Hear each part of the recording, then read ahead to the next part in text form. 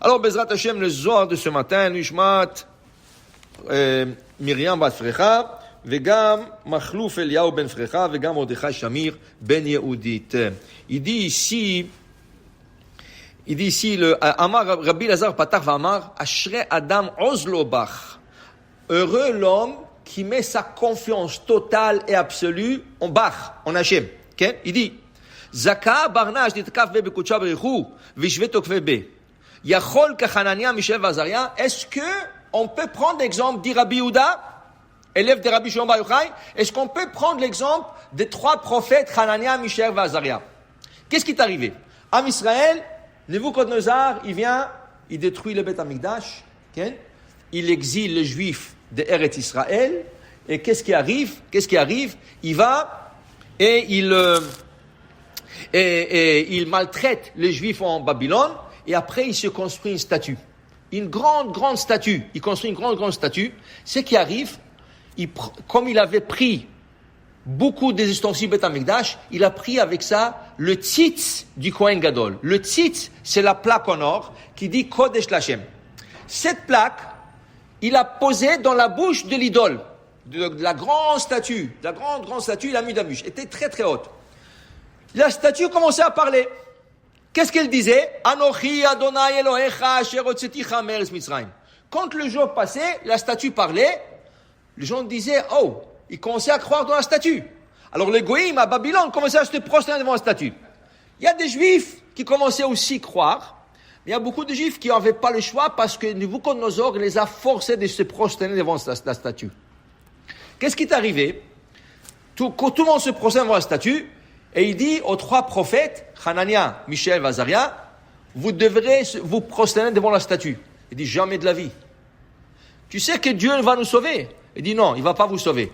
Moi, je vais vous prendre et je vous mettre dans le feu. Alors, eux, ils disent, on est sûr que Dieu va nous sauver. Comme ça, ils ont répondu.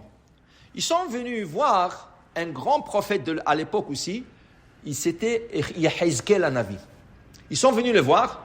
Il leur a dit, vous avez mal formulé, la manière que vous avez dit, c'est mal formulé. Il dit pourquoi? Il dit, et si le Dieu ne vous sauve pas, si Hachem vous décide, vous n'avez pas assez de mérite d'être sauvé du feu, alors ça va être Hilul Hachem. Ça va être Hilul Hachem. Vous avez dit, on est sûr d'être sauvé, et vous n'allez pas être sauvé. C'est-à-dire, qu'est-ce qu'il fallait qu'on dise? Il fallait dire que si nous disons, Dieu nous sauve ou ne nous sauve pas, on croit toujours en Hachem, on ne se prosterne pas. C'est ça qu'il faut dire. Qu'Hachem sauve ou sauve pas. Yeah. La Gemara dit, ils ont réfléchi et ils ont oui, on apprend tout de la Torah. Toujours quand on est dans une situation difficile, il faut penser, est-ce qu'il y avait déjà un cas comme ça dans la Torah? Et ils ont pensé, il y avait un cas comme ça dans la Torah. Où la deuxième plaie, la grenouille. Les grenouilles. Qu'est-ce qui est arrivé? Hachem donne ordre au Nil de sortir les grenouilles et infester toute l'Égypte. Les grenouilles devraient sortir, rentrer dans tout le palais royal, les maisons des Égyptiens, tout, inclusivement dans le fourneau, qui sont avec du feu, il fallait rentrer. La Gemara nous dit, quand les grenouilles commençaient à sortir, où ils sont dirigés en premier? Dans le four. Pourquoi dans le four? Tu as le choix d'aller dans le palais royal, quand ça va être plein.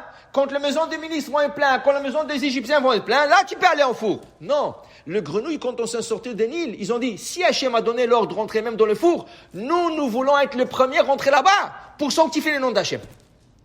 Hanania, Mishaël, Vazaria, dit quoi? Alors le grenouille était prêt à rentrer en feu pour le nom d'Hachem, pour sanctifier le nom d'Hachem. Alors comment ça se fait que nous on a dit que non? Qu'est-ce qu'ils ont dit à Nebuchadnezzar? Ils sont retournés à ça. Quoi qu'il arrive, qu'on se fasse brûler là-bas, quoi qu'il arrive, on rentre dans le feu. Quand ils sont partis avec cette idée, c'est là qu'ils ont été sauvés. Donc, dit Rabbi Yehuda ce matin, une personne, il faut jamais qu'il dise, je suis sûr que Dieu va me sauver. Et s'il ne va pas te sauver, ça va être Hilul Hachem. Ne dis pas comme ça. Tu dis, j'ai confiance en Hachem à 100%. Quoi qu'il arrive, c'est Hachem. Si quelque chose doit arriver, c'est Hachem. C'est comme ça qu'il faut dire. Il ne faut pas dire, je suis sûr, c'est sûr. Comment tu es sûr? Tu es sûr? Tu n'es pas sûr. La confiance, c'est de dire qu'Hachem fera qu'il voudra. La émouna en Hachem. Et c'est ça. Alors il dit ici, alors à Adrou, Ils sont retournés, et ils ont dit à Nebuchadnezzar, Ve'en lo yadi alavé l'achmalka, sache sa majesté, quoi qu'il arrive, nous croyons en Hachem, et c'est comme ça qu'ils ont été sauvés. Et Baruch Hashem, ils sont sortis indemnes d'un fourneau. Imaginez-vous, il fallait 1 demi-kilomètre, on ne pouvait pas s'approcher de ce four 1 demi-kilomètre. Tellement il y avait la chaleur. Et ils ont été, Baruch Hashem, sauvés. Baruch Adonai Le'olam, Amen ve Amen.